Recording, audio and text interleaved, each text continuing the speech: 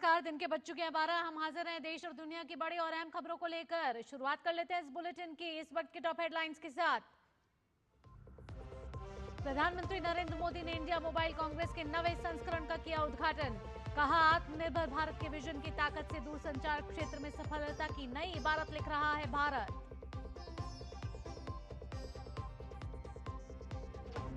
मुंबई को आज मिलेगा दूसरा अंतरराष्ट्रीय एयरपोर्ट। पीएम मोदी नवी मुंबई में नए एयरपोर्ट के पहले चरण का करेंगे उद्घाटन। मुंबई मेट्रो लाइन 3 के अंतिम चरण का भी करेंगे उद्घाटन। भारतीय वायुसेना आज मना रही अपना 53वां स्थापना दिवस।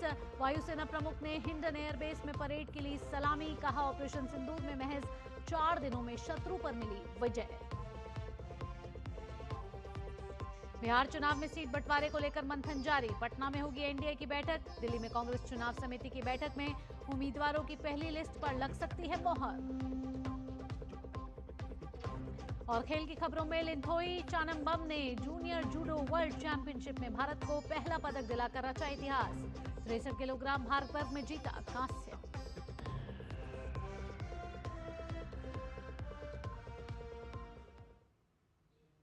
और अब खबरें विस्तार से। प्रधानमंत्री नरेंद्र मोदी ने आज मुंबई में एशिया के सबसे बड़े दूरसंचार, मीडिया और प्रौद्योगिकी कार्यक्रम इंडिया मोबाइल कांग्रेस के नवे संस्करण में वे शामिल हुए।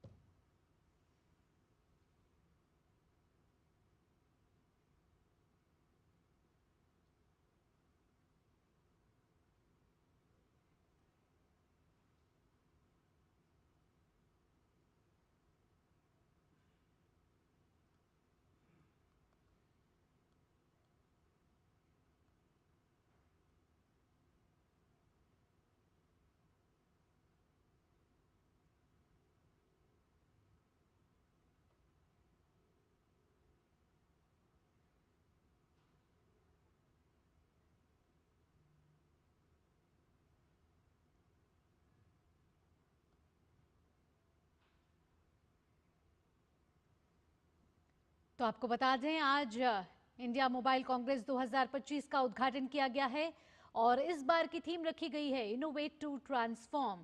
8 से 11 अक्टूबर तक ये कार्यक्रम चलने वाला है और आज प्रधानमंत्री नरेंद्र मोदी ने एशिया के सबसे बड़े दूरसंचार, मीडिया और प्रौद्योगिकी कार्यक्रम यानी कि इंडिया मोबाइल कांग्रेस का नई दिल्ली के यशोभूमि में उद्घाटन किया है। इस मौके पर प्रधानमंत्री नरेंद्र मोदी ने बड़ी बातों का जिक्र करते हुए कहा है कि भारत हर क्षेत्र में आगे बढ़ रहा है और डिजिटल क्षेत्र में लगातार बढ़ोतरी देखने को मिल रही है, प्रगति देखने को मिल रही है और इंडिया मोबाइल कांग्रेस और मोबाइल सेक्टर आत्मनिर्भर भारत की पहचान है। प्रधानमंत्री लगातार कहते रहे हैं कि जो भी प्रोडक्ट बने वो स्वदेशी हो और जो भी दूसरे देशों की जरूरतें हैं उसको लेकर हमारे देश में वो प्रोडक्ट्स बने। स्वदेशी 4G लॉन्च के दिन ही 1 लाख मोबाइल टावर सक्रिय हुए, ये कहना है प्रधानमंत्री नरेंद्र मोदी का। उन्होंने कहा कि दूर दराज के क्षेत्रों तक इंटरनेट की सुविधा पहुंची है और ये सब डिजिटल क्रांति की वजह से ही हो पाए है। इससे भारत के 6G विजन में भी मदद मिलने वाली है। 6G विजन को लेकर अब भारत आगे बढ़ता हुआ नजर आ रहा है।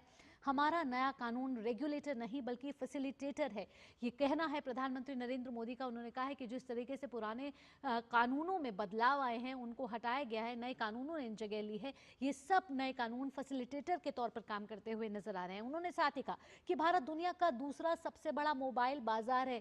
अब मोबाइल के जो कंपोनेंट्स हैं वो भारत में बन रहे हैं। दुनिया भारत की क्षमता को पहचान रही है और दुनिया देख रही है कि भारत की क्षमता को देख रही है और भारत को आत्मनिर्भर भारत बनते हुए देख रही है। ऐसे में दुनिया के कई देशों की नजर इस समय भारत में इन्वेस्ट करने की है, निवेश करने की है, भारत के साथ भागीदारी बनाने की है।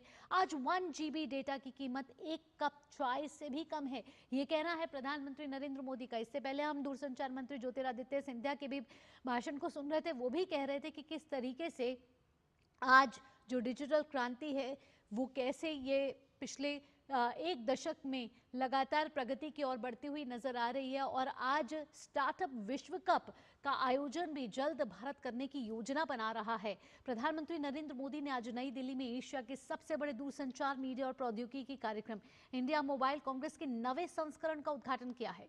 दूरसंचार विभाग और cellular operators association of India द्वारा संयुक्त रूप से आयोजित इस साल के IMC का आयोजन आज से 11 अक्टूबर तक इनोवेट टू ट्रांसफॉर्म विषय के अंतर्गत किया जा रहा है, जिसमें डिजिटल परिवर्तन और सामाजिक प्रगति के लिए नवाचार का लाभ उठाने के लिए भारत की प्रतिबद्धता का उल्लेख किया जाएगा। पीएम ने इस मौके पर कहा कि आज इंडस्ट्री और स्टार्टअप मिलकर काम कर रहे हैं।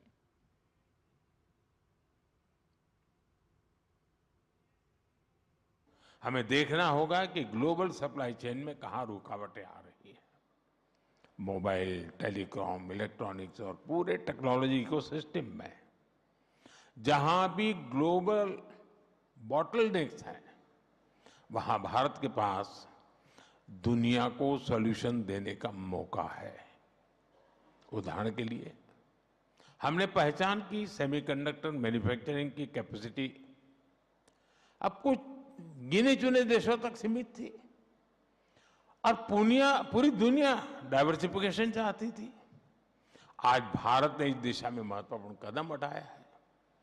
भारत में 10 सेमीकंडक्टर मैन्युफैक्चरिंग यूनिट्स पर काम हो रहा है।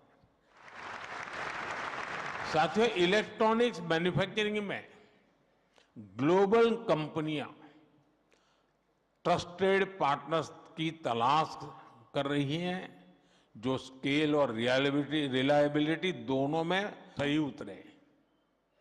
दुनिया टेलीकॉम नेटवर्क इक्विपमेंट में डिजाइन और मैन्युफैक्चरिंग के लिए भी भरोसेमंद पार्टनर चाहती है। क्या भारतीय कंपनियां रिलायबल ग्लोबल सप्लायर्स और डिजाइन पार्टनर्स नहीं बन सकती? साथियों, मोबाइल मैन्युफैक्चरिंग में चिपसेट्स और बैटरियों से लेकर डिस्प्लेज और सेंसर्स तक ये काम देश के भीतर और ज्यादा होने की जरूरत है। साइबर सुरक्षा को लेकर भी प्रधानमंत्री ने बड़ी बातों का जिक्र किया। पीएम ने कहा कि आज देश में साइबर सुरक्षा को समान प्राथमिकता दी जा रही है। साइबर धोखाधड़ी के विरुद्ध कानूनों को सख्त बनाया गया है, जवाबदेही बढ़ाई गई है और शिकायत निवारण तंत्र में भी सुधार लाया गया है। आज हम देश में साइबर सिक्योरिटी को भी उतनी ही प्राथमिकता दे रहे हैं।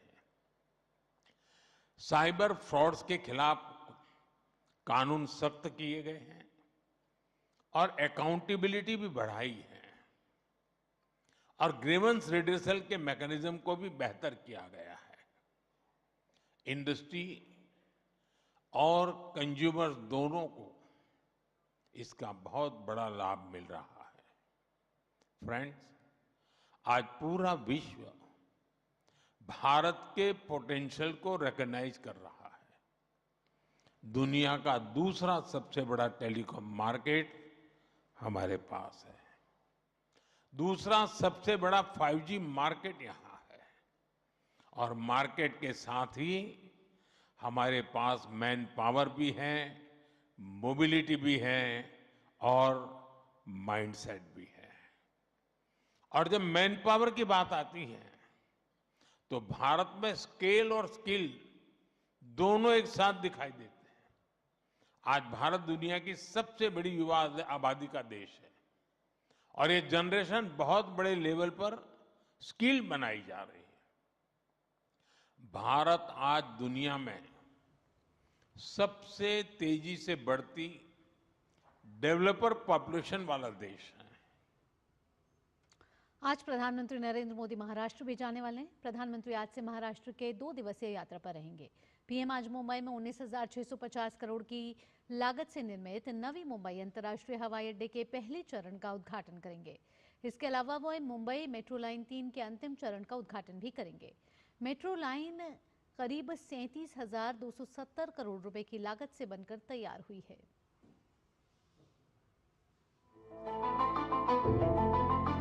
19,650 करोड़ रुपए की लागत से तैयार नवी मुंबई में नवनिर्मित अंतर्राष्ट्रीय हवाई अड्डे के पहले चरण का प्रधानमंत्री उद्घाटन करेंगे। ये देश की अब तक की सबसे बड़ी ग्रीनफील्ड हवाई अड्डा परियोजना में शामिल है, जिसे सार्वजनिक निजी भागीदारी के अंतर्गत विकसित किया गया है। इसके अंदर जो फीचर्स हैं वो हम एविएशन हब बनाने के लिए जो मिनिमम कनेक्ट टाइम होती है, terminal to terminal connectivity, transfer passengers और जो फैसिलिटीज हैं यहाँ पे वो खास हैं। 1160 हेक्टेयर क्षेत्रफल के साथ हवाई अड्डे में एक स्वचालित पीपल मूवर शामिल है, जो एक परिवहन प्रणाली है और सभी 4 यात्री टर्मिनलों को सुचारू अंतर टर्मिनल स्थानांतरण के लिए जोड़ेगी। इसकी वार्षिक क्षमता 9 करोड़ यात्री और 3.25 बिलियन मीट्रिक टन कार्गो को संभालने की होगी। नवी मुंबई इंटरनेशनल एयरपोर्ट जो कि सिर्फ महाराष्ट्र के लिए बल्कि देश के लिए अगर देखा जाए आने वाले समय में एविएशन का हब बनेगा और साथ ही साथ लॉजिस्टिक के हिसाब से अगर देखा जाए तो कहीं ना कहीं एक गेम चेंजर प्रोजेक्ट भी होगा। हवाई अड्डे में स्थायी विमानन ईंधन भंडारण, लगभग 47 मेगावाट और सौर ऊर्जा उत्पादन और पूरे शहर में सार्वजनिक संपर्क के लिए ईवी बस सेवाएं उपलब्ध होंगी। ये देश का पहला हवाई अड्डा भी होगा जो वाटर टैक्सी से जुड़ा होगा। प्रधानमंत्री मुंबई के सार्वजनिक परिवहन को सुगम और सुरक्षित और रफ्तार देने वाली परियोजना मेट्रो लाइन 3 के अंतिम चरण 2B का उद्घाटन करेंगे। सेंट्रल रेलवे का जो टर्मिनल स्टेशन है CSMT और वेस्टर्न रेलवे का जो है चर्च गेट, इसके बियॉन्ड भी जो मुंबई है और जो बहुत महत्वपूर्ण है, क्योंकि यहीं पे मंत्रालय है, यहीं पे हाई कोर्ट है, यहीं पे बॉम्बे स्टॉक एक्सचेंज है और पूरा फाइनेंशियल एंड हेरिटेज डिस्ट्रिक्ट है और वहाँ पे लोगों को जाने के लिए आज रेलवे सुविधा नहीं है। ये सुविधा ये मेट्रो लाइन के कारण होगी। चरण 2B का निर्माण लगभग 12,200 करोड़ रुपए की अनुमानित लागत से हुआ है और पूरी मुंबई मेट्रो लाइन 3 यानी एक्वा लाइन 37,270 करोड़ रुपए से अधिक की कुल लागत से बनी है। ये पूरी तरह से भूमिगत लाइन है।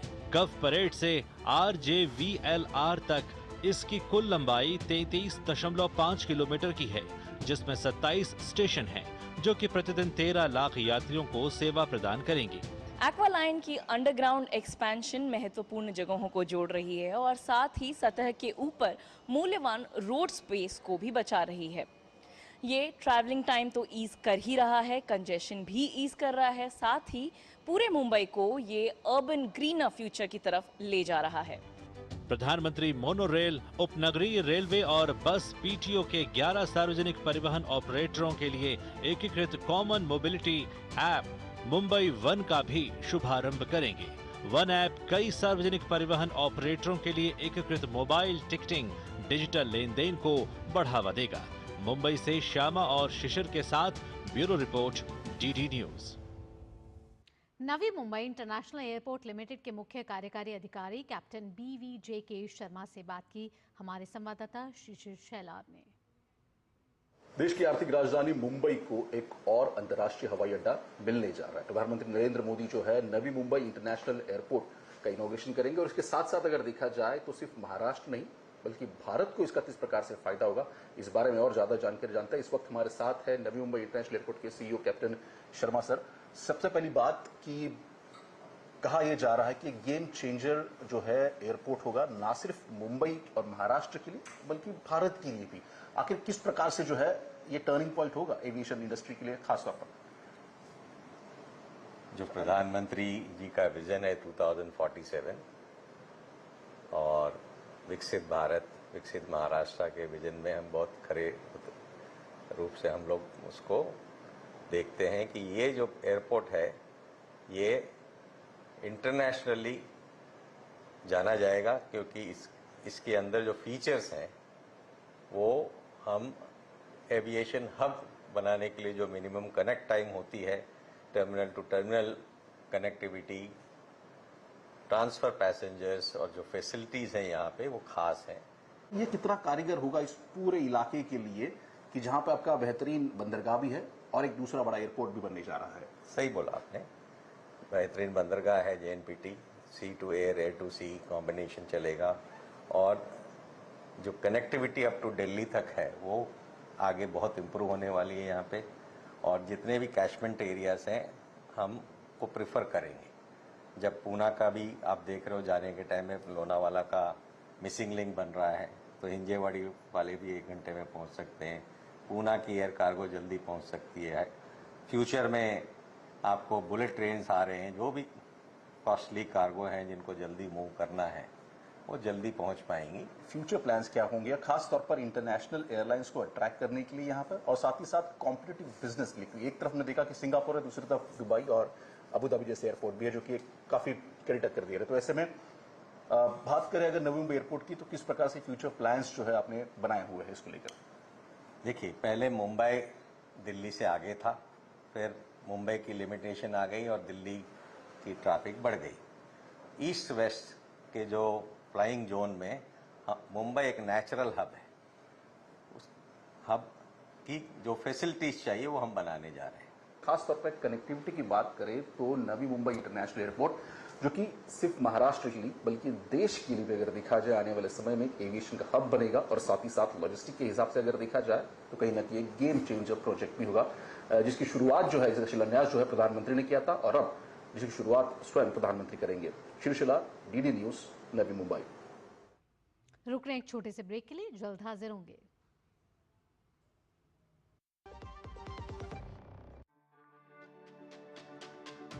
मेरी पसंद, मेरी पसंद, मेरी पसंद, मेरी पसंद, हमारी पसंद, हम सबकी पसंद। मजबूत देश का मजबूत सरिया हो गया स्टील। ब्रेक के बाद आपका स्वागत है। भारतीय वायुसेना आज अपना 53वां स्थापना दिवस मना रही है। गाजियाबाद के हिंडन एयरफोर्स स्टेशन पर मुख्य परेड हुई। 3 साल बाद हिंडन में हुए इस आयोजन में ट्रेडिशन, टेक्नोलॉजिकल कैपेबिलिटी और फ्यूचर की प्लानिंग का बेजोड़ संगम देखने को मिला। वायुसेना प्रमुख air chief marshal AP Singh ने परेड की सलामी ली। एयरफोर्स की परेड में chief of defence staff, army chief, नौसेना प्रमुख और पूर्व वायुसेना प्रमुख भी शामिल हुए। ये आयोजन न सिर्फ सैन्य परेड है बल्कि पूरे देश के लिए गर्व और प्रेरणा का मौका है। इस साल एयरफोर्स के कार्यक्रम को 2 भागों में बांटा गया है। पहला आज हिंडन पर हुआ, जबकि दूसरा 9 नवंबर को गुवाहाटी में होगा, जिसमें फ्लाई पास्ट परेड में वायुसेना की ताकत, अनुशासन और आत्मनिर्भरता देखने को मिलेगी। वायुसेना प्रमुख AP सिंह ने परेड का नेतृत्व किया। परेड में भारतीय तिरंगा, वायुसेना का ध्वज और ऑपरेशन सिंदूर का झंडा लहराते हुए दिखा। इस अवसर पर अपने संबोधन में वायुसेना प्रमुख ने कहा कि हमारे वायु वीरों ने हर युग में इतिहास रचा है। हमारे वायुवीरों ने हर युग में इतिहास रचा है। 1947 में कश्मीर की रक्षा, 1965 में आकाश से प्रहार, 1971 में एक नए राष्ट्र की रचना, 1999 में कारगिल में अदम्य साहस, 2019 में बालाकोट में आतंकियों का नाश, और इस वर्ष ऑपरेशन सिंदूर में मात्र 4 दिनों में शत्रु पर विजय। भारतीय वायुसेना ने हर मुकाम पर सामर्थ्य और वीरता का उदाहरण प्रस्तुत करते हुए तिरंगे की आन और शान की हिफाजत की है। भारतीय वायुसेना आज अपना 53वां स्थापना दिवस मना रही है और इस अवसर पर CDS जनरल अनिल चौहान, वायुसेना प्रमुख air chief marshal AP Singh, सेना प्रमुख जनरल उपेंद्र द्विवेदी और नौसेना प्रमुख एडमिरल दिनेश के त्रिपाठी ने आज वायुसेना दिवस पर राष्ट्रीय युद्ध स्मारक पर पुष्पांजलि अर्पित की।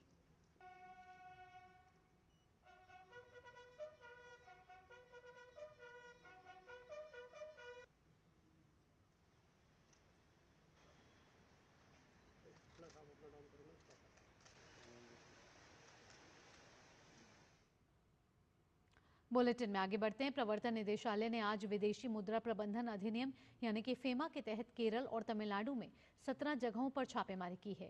ईडी ने यह कार्रवाई उच्च श्रेणी की लग्जरी कारों की कथित तस्करी और अनाधिकृत विदेशी मुद्रा लेन देन से जुड़ी चल रही जांच के सिलसिले में की है।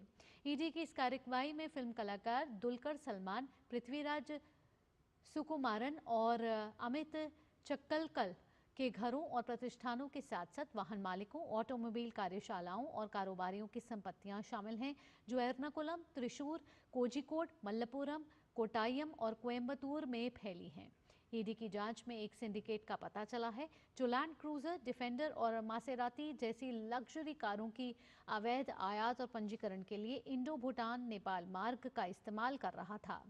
ईडी के मुताबिक इस नेटवर्क ने भारतीय सेना, विदेश मंत्रालय और अमेरिकी दूतावास के नाम से जाली दस्तावेज तैयार किए और इन वाहनों को फिल्म जगत से जुड़े लोगों को कम कीमत पर बेचा।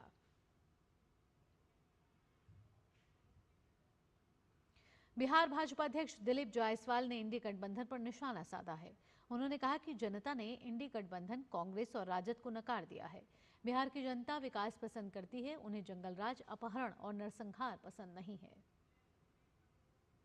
इंडी गठबंधन के नेता डिप्रेशन में चले गए और उनका टायर पंचर हो चुका है। जनता ने इंडी गठबंधन, कांग्रेस और राष्ट्रीय जनता दल को नकार दिया है, क्योंकि प्रधानमंत्री श्री नरेंद्र मोदी जी और नीतीश कुमार जी के एनडीए सरकार में बिहार का जितना विकास हुआ है, मतदाता की जो चाहत थी उस आकांक्षा को पूरा किया गया है।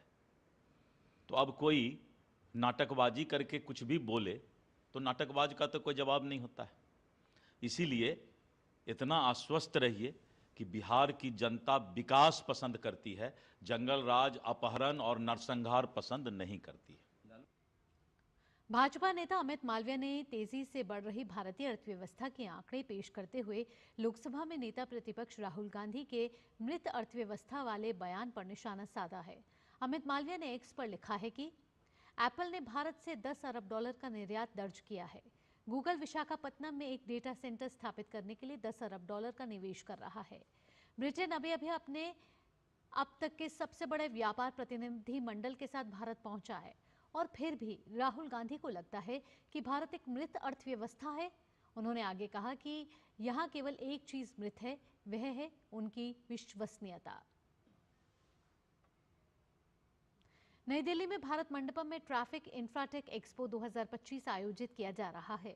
इस एक्सपो में 300 से ज्यादा भारतीय और विदेशी ब्रांड्स स्मार्ट, सुरक्षित और स्थायी परिवहन समाधानों का प्रदर्शन कर रहे हैं। कार्यक्रम में ITS, सड़क सुरक्षा, पार्किंग मैनेजमेंट, AI आधारित सर्विलांस और EV मोबिलिटी जैसे क्षेत्रों में नई तकनीकें दिखाई जा रही हैं। स्मार्ट मोबिलिटी सम्मेलन में बैरियर रहित टोलिंग, शहरी पार्किंग और सड़क सुरक्षा पर चर्चा की जाएगी। यह एक्सपो सरकारी प्रतिनिधियों, नीति निर्माताओं और टेक्नोलॉजी प्रदाताओं को एक मंच प्रदान कर रहा है। इसका उद्देश्य स्थायी, स्मार्ट और स्वदेशी समाधानों के जरिए यातायात प्रबंधन और सड़क सुरक्षा को मजबूत बनाना है। एक्सपो को सड़क परिवहन एवं राजमार्ग मंत्रालय, इलेक्ट्रॉनिक्स और सूचना प्रौद्योगिकी मंत्रालय, साथ ही डिजिटल इंडिया का भी समर्थन प्राप्त है। भारत सरकार का एक मुहिम है कि जिसमें सारे टोल प्लाजास, क्योंकि उन पर इतनी वेटिंग होती है, उन्हें ख़त्म करने के लिए एक नया प्रोजेक्ट आया है, मल्टी लेन फ्री फ्लो। तो मल्टी लेन फ्री फ्लो का पूरा सोल्यूशन, जहां पर उसमें जो लिडार लग रहा है, स्पीड डिटेक्शन, ऑटोमेटिक टोलिंग, ये सारा सोल्यूशन दिया है। अब जब हम इन चीज़ों की बात कर रहे हैं तो अब जैसे रोड्स इंफ्रास्ट्रक्चर इतना बेहतर हो गया पिछले कुछ वर्षों में, गाड़ियों की क्वालिटी बहुत ज़्यादा बेहतर हो गई है। तो अभी हमने इसमें एक ग्लोबल शटर कैमरा इंट्रोड्यूस किए हैं, जिसमें हम 170 किलोमीटर पर आवर की स्पीड पर भी गाड़ी की नंबर प्लेट डिटेक्ट कर पा रहे हैं, और अगर कोई स्पीड वायलेशन हो रहा है तो उसके लिए चालान भी जनरेट कर पा रहे हैं। इंट्रा स्टेट और इंटर स्टेट पब्लिक ट्रांसपोर्ट के लिए उनका बसेस को क्या टेक्नोलॉजी चाहिए, communication to the passengers, safety for the passengers, other वो कितना टाइम पे वो आएगा, कितना टाइम, लेडीज़ के लिए जो सेफ्टी के लिए क्या चाहिए, वो बस के अंदर क्या चाहिए, सो उनका वो रूरल रोड कैसे चाहिए, वो भी उनका टेक्नोलॉजी है हमारे पास। इस कंपनी के हर पुर्जा और हर चीज़ भारत का बना हुआ है। और ये सबसे बड़ी बात हमारी आफ्टर सेल सर्विस है, जो आप खरीदने के बाद कल कहीं कुछ आपकी प्रॉब्लम कैमरा में आए, हालांकि 99.9% प्रॉब्लम नहीं आती है। अगर वो 0.1% प्रॉब्लम भी आती हैं तो हमारे ब्रांचेस हैं जहाँ पर हमारे सर्विस सेंटर हैं। बाइक अपने आप में एक होलसम सोल्यूशन है, पूरा का पूरा सोल्यूशन है। इसमें हमने दिया है, नॉर्मली होता है कि जो ट्रैफिक वायलेशंस को पकड़ना होता है तो हम लगाते हैं कैमरे जो कि स्टैटिक होते हैं और वहीं पे लगे रहते हैं। लोगों को कई बार खबर रहती है कि यहाँ पे कैमरा है, तो वहाँ पे आते स्पीड कम हो जाती है, हेलमेट पहन लेना होता है, सीट बेल्ट लगा लेना होता है, ये सब होता है नॉर्मली, जो आप भी करते हैं मैं भी करती हूँ। तो उन सब के कारण हमने क्या किया कि हमने एक ऐसी सोल्यूशन बनाने की कोशिश की है कि जो कि मोबाइल रहे, लोगों को खबर ना रहे कि नहीं पीछे से कोई आ रहा है, क्योंकि ऐसा नहीं होना चाहिए। कि हमारा मोटो सिंपल है सर, हम चाहते हैं the Indian roads needs to be safer and smarter for everyone, ठीक है। तो एक्सीडेंट्स नहीं होना चाहिए, फेटेलिटी नहीं होना चाहिए, बस यही कारण है। बिहार की राजनीति की बात भी कर लेते हैं। एनडीए में सीट बंटवारे से पहले केंद्रीय मंत्री जीतन राम मांझी ने कहा है कि एनडीए में सीट का कोई झगड़ा ही नहीं है। मांझी ने कहा कि बिहार विधानसभा में मान्यता प्राप्त होने लायक सीट मांग रहे हैं। यह अपेक्षा इसलिए है कि क्योंकि हम कोई मुख्यमंत्री या उप मुख्यमंत्री नहीं बनना चाहते हैं।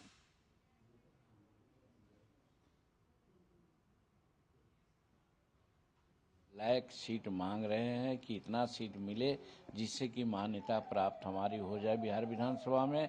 और ये अपेक्षा इसलिए है कि हम कोई प्रधान मुख्यमंत्री डिप्टी चीफ मिनिस्टर नहीं बनना चाहते हैं, हम अपने पार्टी को रिकॉग्नाइज कराना चाहते हैं। यही मेन डिमांड है हमारी, और हम एनडीए के साथ रहेंगे। और क्रिकेट के जगत से महिला क्रिकेट विश्व कप में आज ऑस्ट्रेलिया और पाकिस्तान आमने सामने होने वाले हैं। ये मैच कोलंबो में खेला जाएगा। ऑस्ट्रेलिया को पिछला मैच श्रीलंका के खिलाफ कोलंबो में ही खेलना था, जो बारिश में धुल गया था और दोनों टीमों को अंक बांटने पड़े थे। वहीं पाकिस्तान को पिछले मैच में भारत के खिलाफ शिकस्त मिली थी।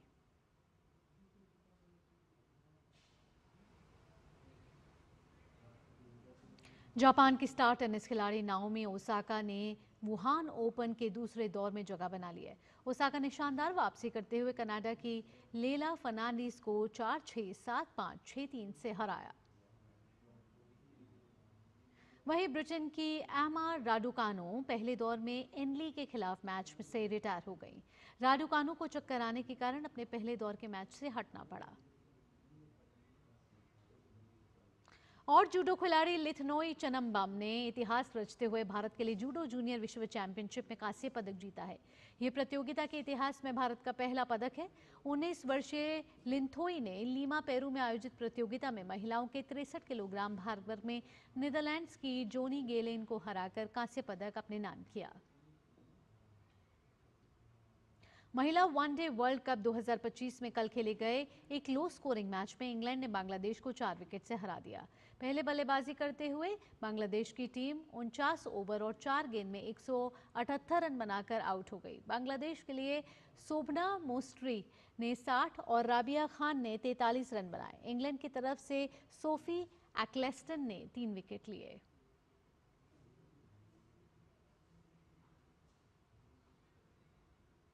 और आपको बता दें कि ब्रिटेन के प्रधानमंत्री कीयर स्टारमर इस समय भारत के दौरे पर हैं और इस दौरान प्रधानमंत्री नरेंद्र मोदी ने सोशल मीडिया प्लेटफॉर्म के जरिए लिखा है कि अब तक के सबसे बड़े व्यापार प्रतिनिधिमंडल के साथ भारत की अपनी पहली ऐतिहासिक यात्रा पर प्रधानमंत्री कीयर स्टारमर का स्वागत है। एक मजबूत और पारस्परिक रूप से समृद्ध भविष्य के हमारे साझा दृष्टिकोण को आगे बढ़ाने के लिए कल की हमारी बैठक का बेसब्री से इंतजार है। इसके साथ इस बुलेटिन में इतना ही। दीजिए अनुमति। नमस्कार।